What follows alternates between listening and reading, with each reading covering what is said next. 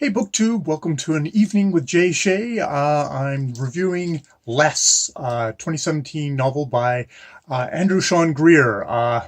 Less is Arthur Less, who is 49, going to be turning 50, gets an invitation to his former boyfriend of 9 years, his invitation to his wedding. And rather than face actually going to the wedding or facing actually declining the wedding thing and being aware of it, he decides to grab up a whole bunch of invites and travel across the world. He's a failing novelist. I think he's written 5 books, and this will be his 6th.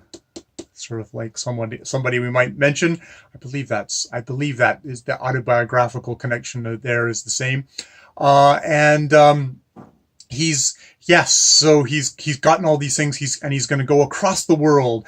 And of course, the truism, the further you run away, the more you bring everything with you. And the book is very much layered of his relationship with this ex-boyfriend, Freddie, and also his past relationship as a younger man with a very famous genius poet, Robert Brownburn.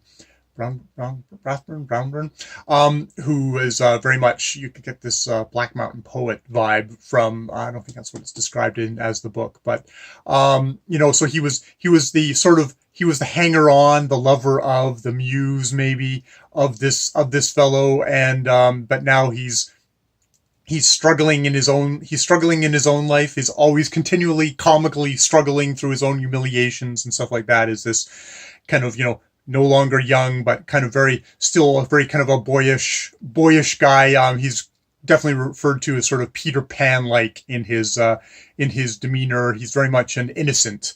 And the book is kind of crammed full of all his sort of humiliations and neuroses, and very much something, as someone who is also turning, did I mention he's going to be turning 50.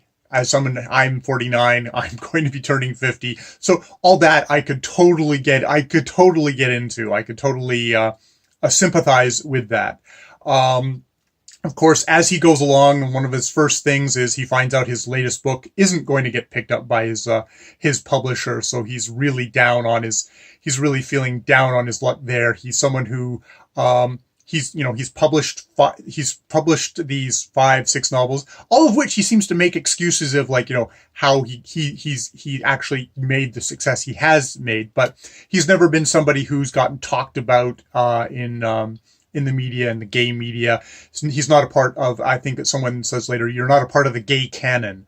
And that's where we get into this part of the book, which is you wonder, this is Sean Andrew Greer. I have no idea what his biography is, but we're talking about, well, Less doesn't write the right sort of gay books. He's according to his one of his kind of literary rivals and thing, a bad gay, somebody who rates his characters who suffer but don't get a reward at the end. This idea that you're supposed to portray your group as positively and as beautifully as possible, and you get the sense that Arthur's protagonists are very much like Arthur himself, is somebody who's hapless, who suffers a lot, who has all these neuroses, who isn't like a perfect shining beacon as an example for the community. And I guess Greer is making some kind of pointed stuff like that. There's also the thing, I think, what I started out loving this book, loving Arthur, really sympathizing. But as it gets on in the book, there's the whole thing of, like, well, his latest book, it's been rejected because it's all about the sorrows, the sadness of this 49, 50-year-old white guy, and nobody's going to be interested in that. So no one's going to sympathize with that. And so, and that's why he doesn't have success, is because, he's this poor white guy, he's this poor white cis guy, and he's just not going to get, he's not going to, the culture is poor guys left him behind, and he's just this innocent, beautiful person, and he's a great writer, and why don't people accept that? And it's one of these things of his poet lover from for the older poet who was very successful, who in this book, there's a scene of him winning a Pulitzer Prize, which is why I know how to say Pulitzer, saying that, well, prizes aren't about love. They're about slots. And if you fit into that slot, that's great. That's awesome. But if you don't, tough luck. But if you do, hey, that's great for you.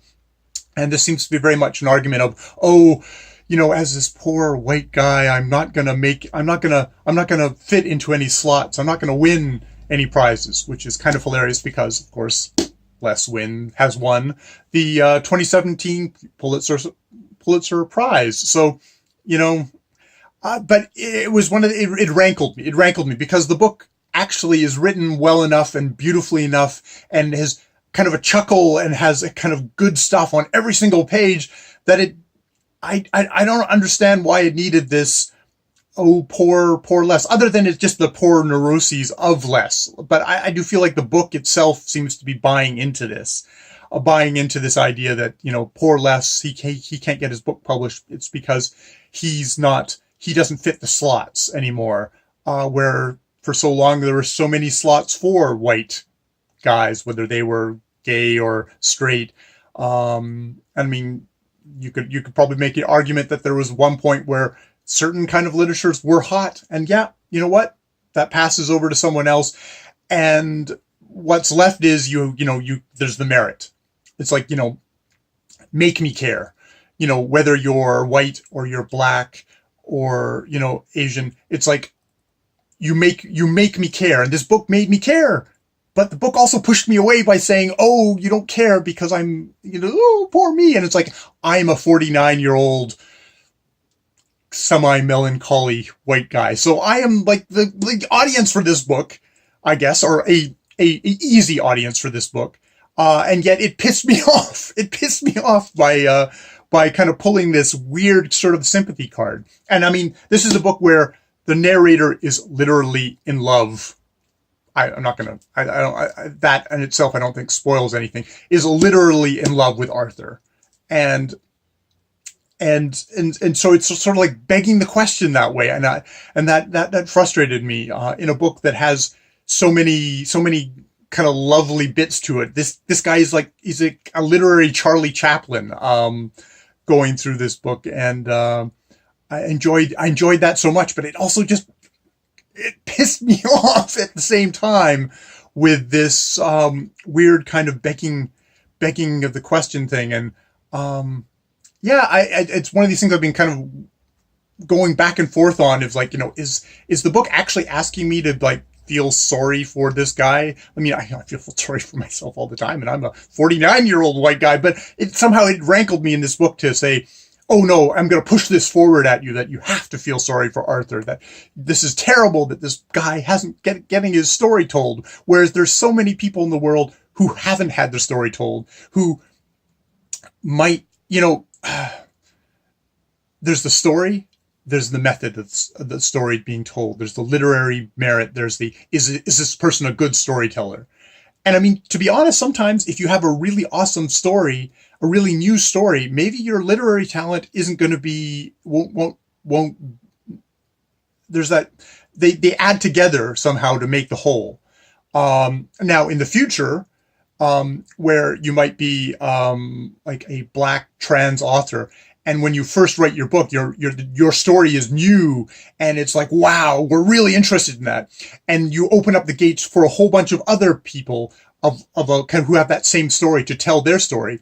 And there might be a point where, you know what, people with more literary talent will tell the same story, and that will push your book out, push it to the side. But that isn't to say at the beginning that isn't an important and vital thing to do.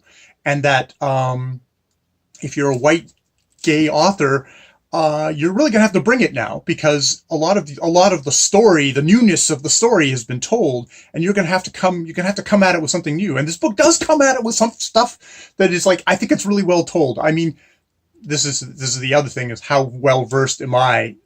Maybe somebody who reads a lot of gay white authors will be like, oh, well, it pissed me off this way, and also the story wasn't that interesting to me. So they might really, really hate this book, or they might think, oh, hey, yes, he actually does do something there that's quite amazing. I don't know. So those are my thoughts. I don't know if I have a conclusion other than I enjoyed this book, and this book pissed me off, and that's great. And okay, that's my review. And for all the 2 or 3 of you who joined me for this evening with Jay Shea, thank you. More videos later.